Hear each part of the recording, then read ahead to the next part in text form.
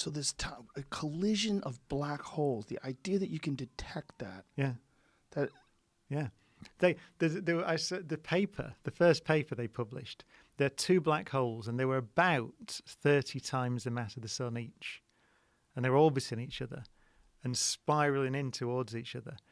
And they accelerated. At one point, they were approaching each other at 1/3 the speed of light. And they accelerated to 2/3 the speed of light in 1/10 of a second and then hit each other.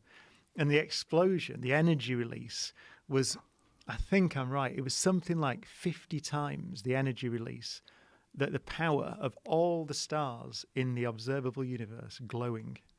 And it was something like 50 times that amount of energy for a tiny fraction of a second. But it's an unimaginably violent event.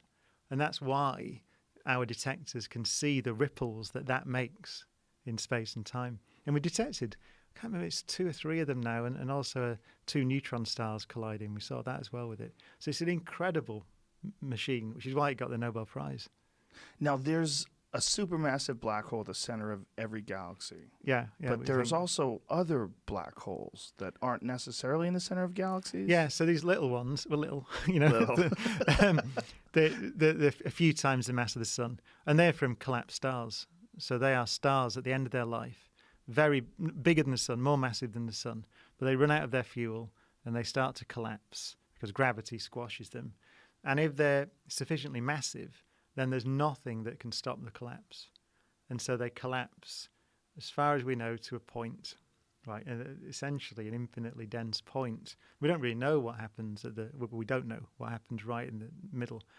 But they collapse to such an extent that there's a region around it from which light can't escape. And so nothing can escape. And that's a black hole. And what happens to them? Do they travel? Are they moving through space? Yeah, they're still stars, right? So they're still there. They're surrounded this region where if you fall in, it's called the event horizon, and if you go across that horizon, then you are going to the center. There's one way of thinking about it, which is quite cool, which is that the time and space sort of flip is one way to think about it. So in the same way that we are going into the future now. So we're going to tomorrow. There's nothing we can do about it. We are going to tomorrow. In the same way, if you fall in across the event horizon of a black hole, you are going to the middle, the singularity it's called. So that's your future.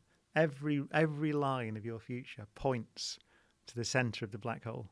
So it's kind of the ultimate of no escape, the ultimate prison. You're going to get squashed to an infinitely dense point.